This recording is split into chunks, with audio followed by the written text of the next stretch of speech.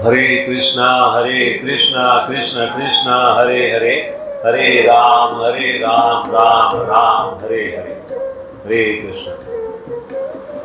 तो श्रीमद् भगवत गीता की महिमा का हम लोग वर्णन कर रहे हैं। 13वें अध्याय तक का वर्णन हम सुन चुके हैं। आज हम 14वें अध्याय का वर्णन अभी करेंगे। 14वें अध्याय का नाम क्या है, कोई बता सकता है? 14वें अध्याय का नाम Bhagavad Gita as it is में, भगवत गीता यथारूप में दिया गया है प्रकृति के 3 गुण। प्रकृति के 3 गुण कौन से हैं? सतोगुण, रजोगुण और तमोगुण। तो प्रकृति के 3 गुणों का वर्णन वहां पर भगवान कर रहे हैं और वो 14वां अध्याय है। इस 14वें अध्याय को पढ़ने का क्या महत्व होता है, इसके विषय में ये कथा हम पद्म पुराण से आपके समक्ष प्रस्तुत कर रहे हैं। तो जैसा कि हम जानते हैं, ये कथाएं सभी पार्वती माता को भगवान शिव कह रहे हैं। तो भगवान शिव इस कथा में भी आरंभ करने से पहले माता पार्वती से कहते हैं कि अब आप मुझसे 14वें अध्याय की कथा के महत्व को सुनिए। और इससे प्रकट होता है कि भगवत गीता को हमेशा हर अध्याय को कितने ध्यान से पढ़ना चाहिए। तो बताते हैं भगवान शिव कि सिंघल द्वीप में विक्रम बेताल नाम का एक राजा रहा करता था। सिंघल द्वीप नाम का एक स्थान था, एक आइलैंड था। वहां पर विक्रम बेताल नाम का एक राजा रहता था। एक दिन वो शिकार के लिए जंगल में जा रहा था, तो उसने अपने बेटे को और 2 शिकारी कुत्तों को भी साथ में ले लिया। जंगल में जा रहे हैं शिकार करने के लिए, उसका बेटा भी साथ में है और 2 वाइल्ड डॉग्स शिकारी कुत्ते हैं जिनको साथ में लिया है। जंगल में पहुंचकर उसने क्या किया कि एक कुत्ते को खरगोश का पीछा करने के लिए छोड़ दिया। जंगल में तो ये सब पशु पक्षी सब रहते हैं ना, तो खरगोश देखा उसने, तो खरगोश के पीछे पीछे उस कुत्ते को छोड़ दिया। और जब वो कुत्ता खरगोश का पीछा कर रहा है तो खरगोश ऐसा लग रहा है कि मानो उड़ रहा हो, उसकी पकड़ में नहीं आ रहा है। दौड़ता दौड़ता वो खरगोश एक सुंदर आश्रम में पहुंच गया है। बहुत ही शांति है उस आश्रम में, कोई शोर शराबा नहीं है। पेड़ों की छाया में हिरण खुशी खुशी बैठे हुए, यह आश्रम का वर्णन है। बंदर पेड़ों पर उछल कूद मचा रहे हैं, खुशी खुशी पेड़ों के फल खा रहे हैं। और जो बाघ हैं, बाघ के बच्चे, हाथियों के बच्चे एक साथ खेल रहे हैं। और सांप वगैरह जो जीव हैं, वो भी, मोर हैं, सांप हैं और पक्षी हैं, वो भी सब अपने अपनी कार्य में लगे हुए हैं।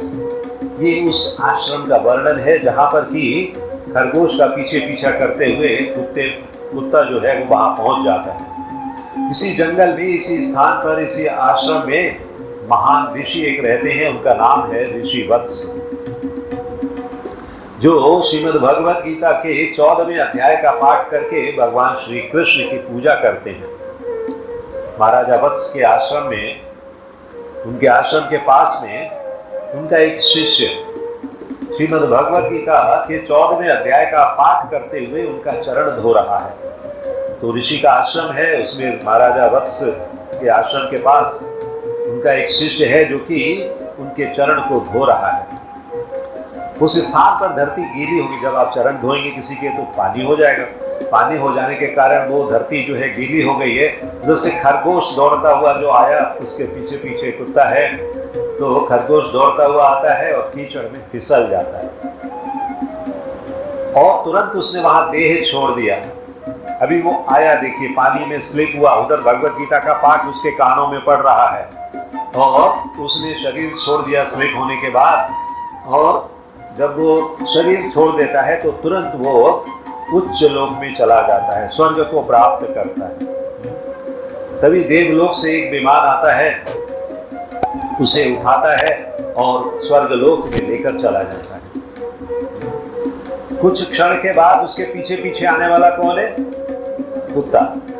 कुत्ता भी खरगोश की तलाश में वहां तक आ गया और वो भी उस कीचड़ में फिसल गया। उसने कुत्ते का शरीर भी त्याग दिया।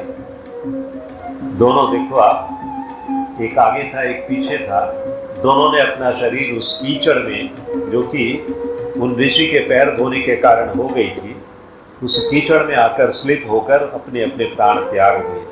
कुत्ता भी स्वर्गलोक पहुंच गया और उसे भी उसी तरह से विमान आया और स्वर्गलोक पहुंचा दिया गया। ये सब देखकर महाराज वत्स का शिष्य हंसने लगा। जो शिष्य पैर धो रहा था ना, वो हंसने लगा। राजा विक्रम बेताल भी पीछे पीछे आ गए। उन्होंने कुत्ता छोड़ा था ना, वो भी आ गए। तो राजा विक्रम बेताल ने वो मनोरंजक घटना देखी कि ये क्या हो रहा है, और उस ब्राह्मण से पूछा, ये कैसे संभव है कि खरगोश और कुत्ता हमारी आंखों के सामने हमारे देखते ही देखते स्वर्ग को प्रस्थान कर गए। तो ब्राह्मण कहता है, इस वन में वत्स नाम के एक महान ऋषि, अभी जिनके उसने चरण धोए थे, तो अब वहां पर नहीं, अब वो अंदर अपनी कुटिया में चले गए।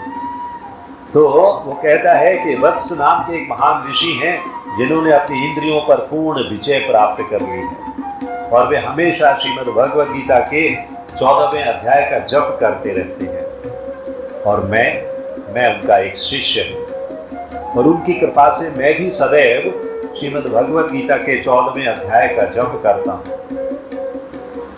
तो मेरे पैरों को धोने वाले जल से भीगी हुई कीचड़ में फिसलने के कारण उस खरगोश और कुत्ते दोनों को उच्च लोक की प्राप्ति हुई। दो कारण, यहाँ पर हम दो कारण समझ सकते हैं। एक तो वो उस वातावरण में आ गए दोनों, जहाँ की भगवद गीता का पाठ चल रहा है, तो सुनते सुनते उन्होंने प्राण त्यागे, तो उनको उच्च धाम मिल गया। दूसरा कारण ये भी है कि वो जो कीचड़ है, वो कीचड़ किसके पैर धोने से हुई है? महान ऋषि के पैर धोने से हुई है। तो महान ऋषि के पैरों की वो रज प्राप्त करके उनको स्वर्गलोक प्राप्त हो गया है।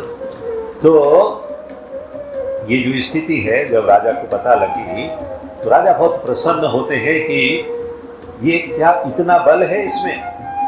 तो ब्राह्मण कहता है कि अब मैं तुम्हें बताता हूँ कि मैं क्यों हंस रहा था। तो हंस रहा था ना, जब दोनों स्वर्गलोक को चले गए तो वो हंस रहा था। कहता है अब मैं बताता हूँ कि मैं क्यों हंस रहा था। वो समझ गया, जब वो ऋषि का शिष्य है तो उसमें भी कुछ ज्ञान है ना, उसमें भी कुछ शक्ति है। तो कहता है कि मैं देख सकता हूँ कि ये खरगोश और कुत्ता पिछले जन्म में कौन थे, और अब उनको कैसे ये मोक्ष प्राप्त हुआ है। राजा ने निवेदन किया कि आप मुझे अवश्य सुनाइए कि ये जो खरगोश और कुत्ता हैं, ये पिछले जन्म में कौन थे। तो कहते हैं कि महाराष्ट्र में एक प्रतुधक नाम का एक नगर है। केशव नाम का एक ब्राह्मण वहां रहता था। वो पुरुषों में सबसे क्रूर था, बहुत क्रूर, निर्दयी, एकदम वायलेंट ऐसा था वो। कौन? वो ब्राह्मण केशव नाम का। उसकी पत्नी का नाम विलोचना था।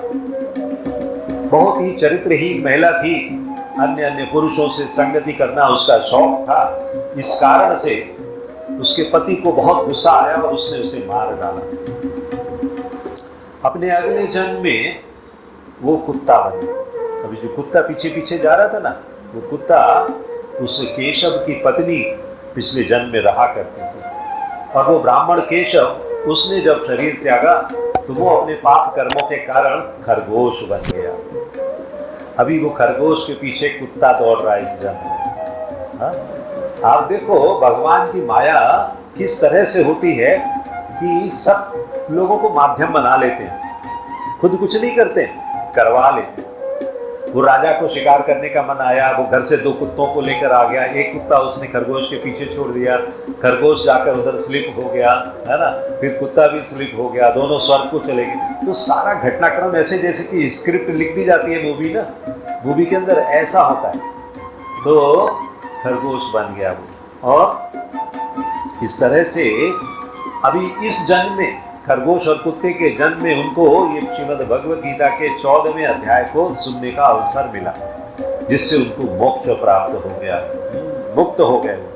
तो राजा को बहुत प्रसन्नता हुई कि श्रीमद् भगवद गीता के 14वें अध्याय की महिमा इतनी अधिक है कि उससे क्षण भर या क्षण से भी कम समय, जब वो गिरे हैं स्लिप होकर, उनके कानों में थोड़ा सा पड़ा है उन जीवों के भी, और वो भगवत धाम को या उच्च लोकों में, स्वर्ग लोक में चले गए हैं। तो राजा विक्रम बेताल बहुत प्रसन्न होते हैं और ब्राह्मण से कहते हैं कि अब आज से मैं भी श्रीमद् भगवद गीता के 14वें अध्याय का प्रतिदिन पाठ किया करूंगा। और जब राजा ने शरीर त्याग दिया, राजा ने भी समय के बाद, कुछ समय के बाद जब शरीर त्यागा तो वे भी वैकुंठ धाम को चले गए, जहाँ वे श्री विष्णु के चरण कमलों की सेवा में सदैव लगे रहे।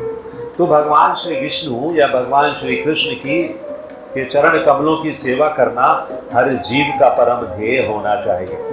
कुत्ता और खरगोश वो वैकुंठ धाम क्यों नहीं गए, भगवान की सेवा क्यों नहीं कर पाए? क्योंकि वो मानव योनि में नहीं थे। जो मानव योनि में होते हैं वही अपनी बुद्धि का प्रयोग करके अधिक से अधिक पुण्यों को अर्जित कर पाते हैं, लेकिन पशु योनि या जीव और किसी जीव की योनि में उतनी बुद्धि ना होने के कारण वो पुण्य अर्जित नहीं कर पाते हैं, इसलिए उच्च लोक में गए, स्वर्ग लोक में गए वो दोनों। और जब राजा विक्रम बेताल का उन्होंने जब शरीर छोड़ा तो वो वैकुंठ धाम को गए। इस तरह से इस अध्याय की महिमा के बारे में जितना भी वर्णन किया जाए वो कम है। प्रकृति के 3 गुणों के बारे में यहाँ बताया गया। इस कथा में भी प्रकृति के 3 गुण हैं। सतोगुण कहाँ पर है? जहाँ पर कि वो ब्राह्मण और ऋषि दोनों बहुत पूजा पाठ करते हैं और बहुत पहुँचे हुए संत हैं। रजोगुण कहाँ पर है? जहाँ की वो राजा है, विक्रम और बेताल है। और तमोगुण कहाँ पर है? जहाँ की ये जो महाराष्ट्र के नगर में रहने वाला ब्राह्मण है केशव नाम का और उसकी पत्नी विलोचना है, वहाँ तमोगुण है, जो बुरे से बुरे कार्य कर रहे हैं, निर्दयी है बहुत ब्राह्मण केशव। तो तीनों गुणों का प्रभाव यहाँ पर इस कथा में हमें देखने को मिलता है। हरे कृष्णा कृष्ण कृष्ण हरे हरे, हरे Ram Ram Ram Hare Hare. If you like this video, press the like button and share it with your family and friends. If you want to watch more such videos, please subscribe to our channel, and for getting updates, press the bell icon.